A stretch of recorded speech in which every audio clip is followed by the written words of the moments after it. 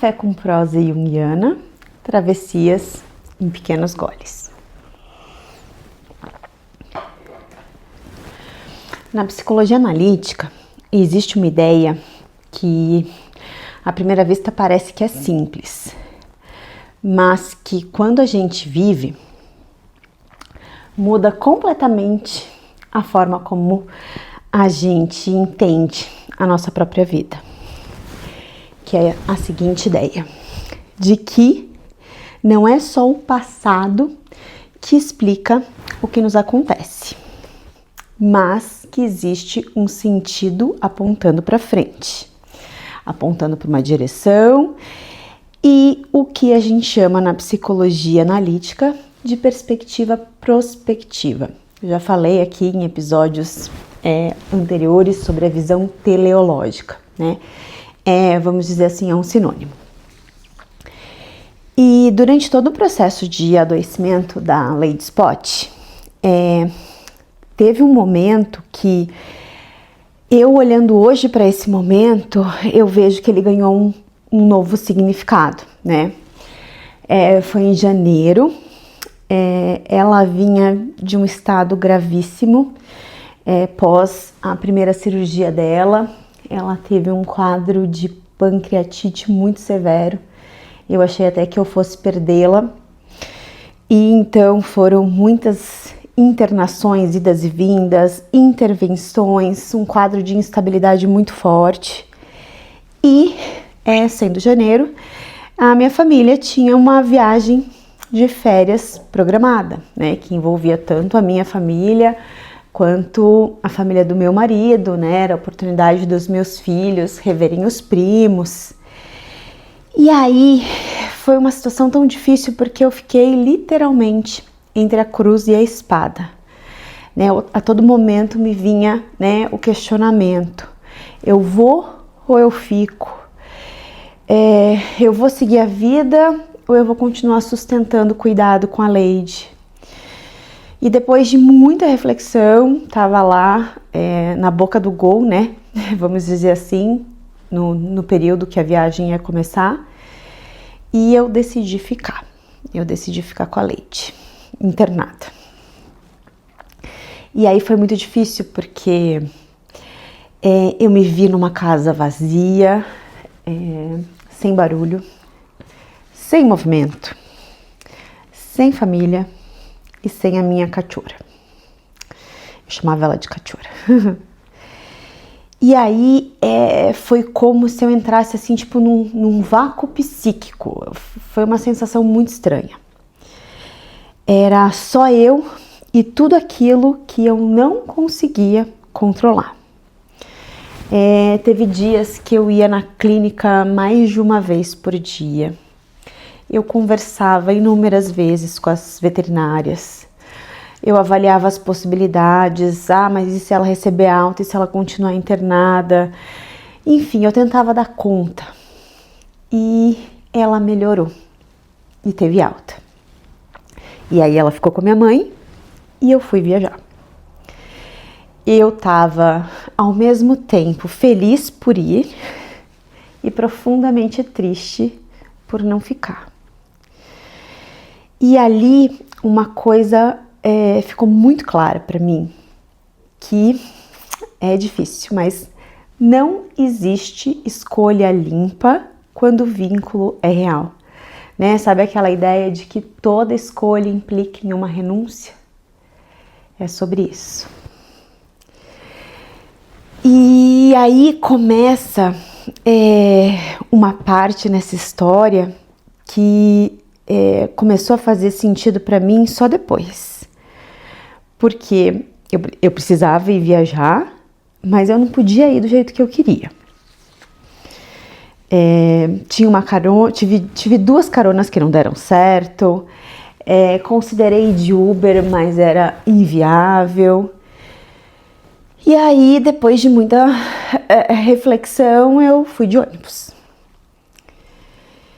E na psicologia analítica, a gente trabalha muito com a amplificação simbólica. E os meios de transporte, eles são símbolos muito ricos. O carro, a moto, a bicicleta são meios de transportes mais individuais, né, nos quais a gente escolhe o caminho, a gente decide a direção que a gente vai tomar. Só que no caso do ônibus, do trem, de uma barca, até do avião, são meios de transportes coletivos que já têm um percurso pré-determinado, né? Então já tem um tempo pré-definido, já tem um trajeto, já tem as paradas, né? Não depende da nossa vontade. Se eu tô no carro, aqui em Curitiba tem as famosas rápidas, né? A rápida tá parada, eu pego uma rua paralela e vou pro meu destino. Se eu tô num ônibus, eu tenho que seguir o itinerário pré-definido, né? Então, no caso da viagem de ônibus, é aquilo, não sou eu que estou conduzindo. E foi aí que algo começou a se deslocar dentro de mim. Porque aquela experiência, aquilo já não era mais só sobre mim. Não era só a Lilian tentando decidir o que fazer, como ir. Eu me dei conta de que era uma experiência muito maior. É o que a gente chama de experiência arquetípica, de uma experiência humana. Em que sentido? No sentido de ser uma travessia que não é só individual, mas é uma travessia que é coletiva, que todos nós, em algum momento da vida, a gente vai ser chamado a viver. E naquele processo, né, naquela viagem, que era muito lenta, eu ia olhando assim pela janela e eu falava, meu Deus do céu, né? Eu nunca tinha feito uma viagem um pouquinho mais longa assim, sozinha, ainda mais nas circunstâncias que eu estava, né? Eu ficava vendo o exame de sangue da Lady, comparando para ver o que tinha melhorado, o que tinha piorado, enfim. Mas justamente naquele processo que era lento, que não era no meu tempo, que não era no tempo da urgência nem da eficiência, mas que era no tempo da alma. E o tempo da alma, ele não negocia, ele não acelera e ele não responde à ansiedade do ego.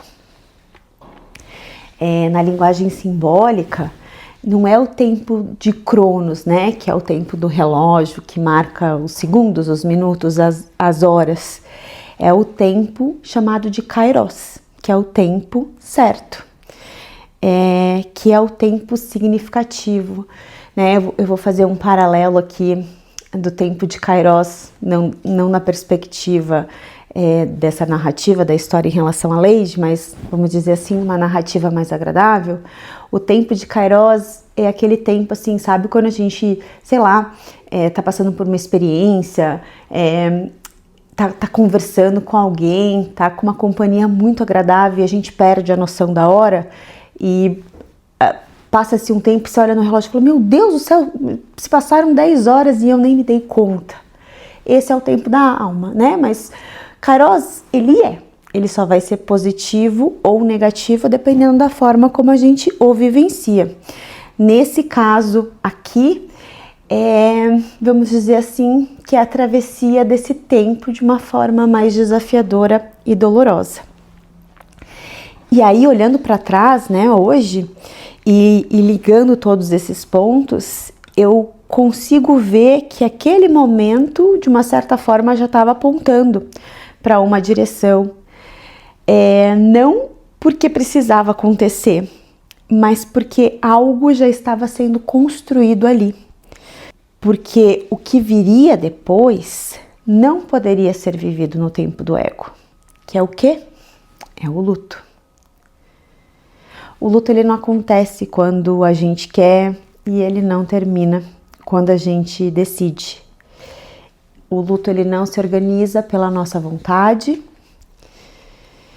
Ele acontece no tempo que a alma sustenta. A gente se vê no próximo café.